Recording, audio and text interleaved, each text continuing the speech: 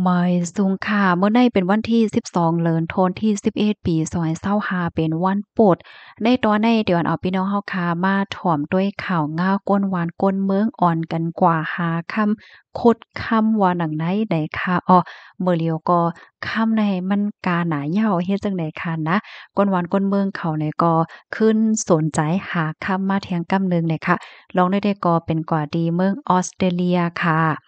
เมื่อวันที่6เดือนธันวาคมที่11ปี2025ได้มีข่าวง่าวออกมาว่าเจ้าออสเตรเลียค่ะอ่อนกันตื่นตาตื่นใจเกี่ยวกับเลยลอง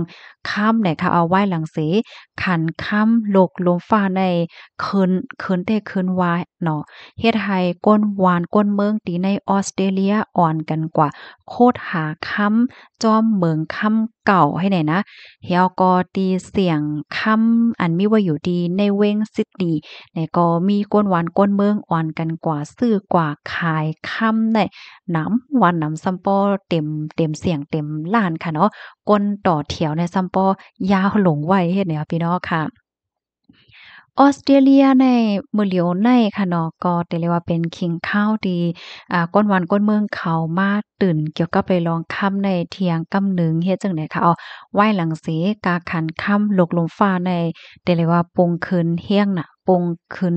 สูงสุดในปืนกอวาลัยค่ะนะเมื่อนังคอมพานีใหญ่คอมพานีเมืองค่ำเขาว่าก้นลงตื้นเขาว่าก้นลงตื้นใหญ่ก้นลงตื้นปานกลางก้น ลงตื้นอ่อนแลตั้งก้นหวานก้นเมืองเนี่ยค่ะอ้อนกันกว่าหาคำซีคำในปื้นตีเมืองคำเก่าๆหลายตีหลายตั้งปัดปื้นโตเมืองเฮ็ดเนี่ยค่ะเหมือนจังหนังเมืองค่ำอันมีไว้อยู่ที่ในแก่ลอยตั้งปอดวันออกของเมืองนั่นก็เมื่อเหลียวในซัมปอเต็มกว่าเสียงมั่วเราค่ะว่านะมีก้นหวานก้นเมืองเก่าอ่อนกันกว่าหาค่ำจอมสายเกน้ำไหลเจอหน้าเฮ็ดไหนตีเว้ง Huron ตีในใจเมืองนิวซาเวลส์เนี่ยเนาะพอออกเสียงผิดความหมายนิดหนึ่งค่ะเว้งเนี่ยก็ยำเป็นเว้งตีอันขึ้นใหญ่ไม่สูงย้อนเพราะว่าการคดค้ำเมื่อพ่วงปานโหปากปี19ที่ป่นมานั่นไหนเมื่อเหลียวเนี่ยก็ขึ้นมีสีสันก้นกึ้นมาเถียงกำเนิงเลยนะเปิ้นอ่อนกันมาหาคำคดค้ำเฮ็ดจังไหนก้นวานเขาเนี่ยก็อ่อนกันเข้ากว่าในปื้นตีจึงเนี่ยนะกว่าหาคำจอมสายเกณฑ์นำ แลจอมปื้นตีเหมืองคำเก่าแลเจอไหนนอกเลอเซเมืองเก่าเย้าในคะนะคิมฮอมตีเสียงคำเสียงอันคายคำเสียงขายคำแตง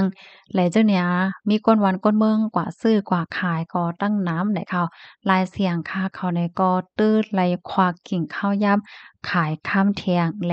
ไหลตื้อก้นเหตุการณ์เทียงก็เพราะว่ามันเปียงป้อยอก้นมาซื้อมาขายเนี่ยมันหนำแห้งหนาอาลาเฮ็ดให้เขาเนาะค่ะเดี๋ยวเลยว่าคันข้าวในมันคืนในปีนี้เนี่ยนะเพราะว่าเอาโหปักมันว่าไหนโหปักเลย50%ลูกกวนยาวเฮ็ดจังไหนค่ะข้อมูลอันใดเนี่ยค่ะเฮาเนี่ยก็ไล่เบิ่งอิงออกมาที่ห้องการข่าวสดออกไว้เนี่ยค่ะนะมื้อเหลียวในโก้นที่อันเปิ้นเจอคำฮักคำในก้อมกล้วยพี่น้องใต้กล้วยเหย้าค่ะเนาะพี่น้องฝรั่งเขาพี่น้องก้นนกเมืองเขาแหละจังไหนในเปิ้นนี่ก็ส่งคำฮักคำมาเหย้าเฮ็ดจังได๋ค่ะนะเพราะว่าเฮาขามาโดยจังหนังว่าค่ะเนาะมื้อกูปองในแต่ใกล้ๆเลยยินอันส่งคำเหี่ยวก็ลัดคือคำก็ซื้อข้ามออกสงวนเนี่ยจึงก็ได้ใกล้ๆยินว่าก้นใต้เนี่ยเจอข้ามหนาเนาะสังน้อยให้เนี่ยเนาะมื้อเหลียวได้เปิ้นเจิกหนาเหย้าเนี่ยค่ะนะถ่อมข่าวอันใดเหย้าก็อารมณ์ปลีคอยก้นหวานก้นเมืองเปิ้นค่ะเนาะวันกันกว่าหาค่ำในวันใดมันก็บ่หาไลเตก็แลงเงินเตน่ะเนาะพี่น้องเฮาค่ะ กำในเฮาค่ะได้ออนพี่น้องเฮามาด้วยขันค่ำในวันมื้อน่ะอินเนาะขันค่ำที่เมืองไทยเนาะเพราะว่าเป็นค่ำแตงค่ะนะเฮาค่ะมีสิกว่าขาย1วัตต์ในเฮาค่ะเด้ขายเลยอยู่63,000เนาะ63,000เห็ง4ปากไหนโอ้ค่ำคืนมากคืนเอาค่ะพี่น้องเฮาเพราะว่าเฮาค่ะกว่าซื้อซ้ำเตไลปันอยู่ 63,000เฮง5ปากนะได้เป็นคำแตงค่ะกำไรเฮามาด้วยคำหางเคิงเพราะว่าเป็นเฮาค้ากว่าซื้อเนาะเฮาค้ามีเหกว่า